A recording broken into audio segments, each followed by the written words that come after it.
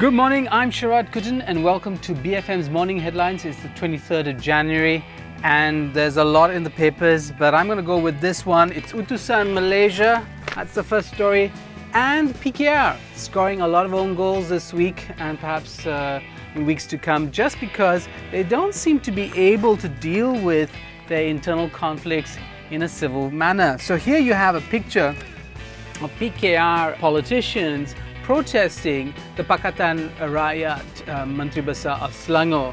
Why this was necessary, I'm not sure.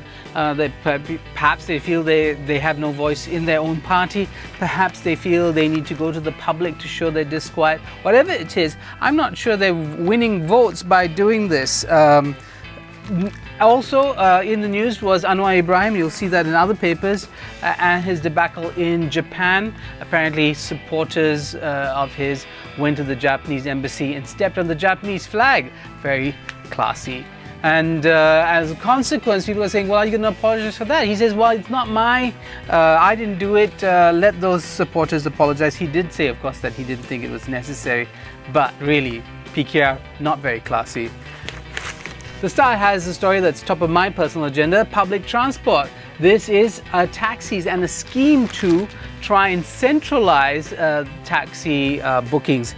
Now, it's actually a very, very good piece here. It gives you some sort of sense of what's being suggested and what the problems might be in putting this together. And in fact, it has comments from the Malaysian Taxi, Limousine and Rental Car Operators and Drivers Association, Pequenas. That's not a word, and it's not going to be the word for today. It's merely an acronym. Pequenas think this is a bad idea.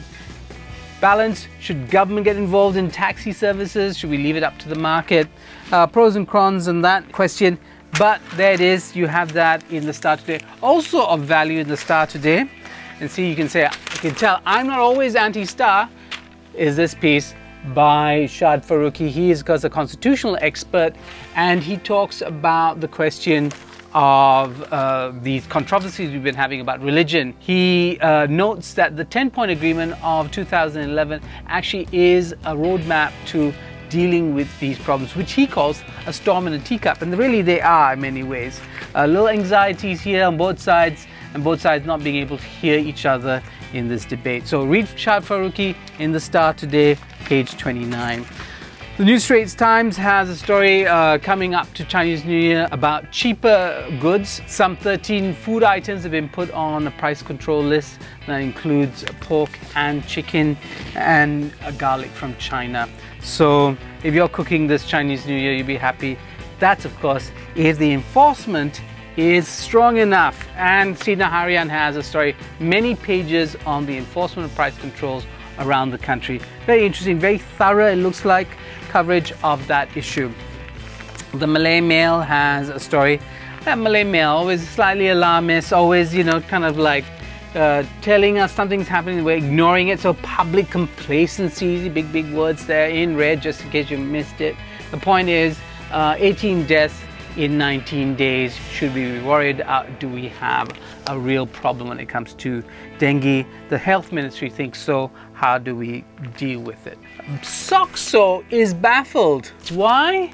Because apparently they've been giving out free vouchers for mammograms, and that's the take-up on that has been very good. Of course, that might not be of much use to most men. Some men might need mammograms, but others, I guess, don't really need that.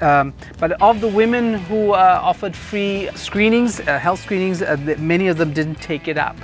Berita Harian has more on the Pequenas controversy that's dragging out, which each side trying to prove that they are blameless. We'll see how that ends. Again, bad news for Pakatan. They're not dealing with their problems in a way that's helping it go away, and clearly giving the impression that this is a government in crisis, that it's the Selangor government, and not one that's taking the initiative on issues that I guess the public voted them in for. So lastly, Harian Metro has an unfortunate story. As its headline, it's about a couple looking for a place to make out. They ended up in a Surau. Whether they were Muslim or not, I guess it's beside the point, but because they're non-Muslims. But here you have pelajar bukan Islam. Surau. So they desecrated the Surau, but not clearly that wasn't their intention. The kids were caught, they had love bites on their necks, and that clearly was what they wanted to desecrate each other's bodies. But you know, teenagers will be teenagers. And before I leave you for the day, the word of the day is baffled.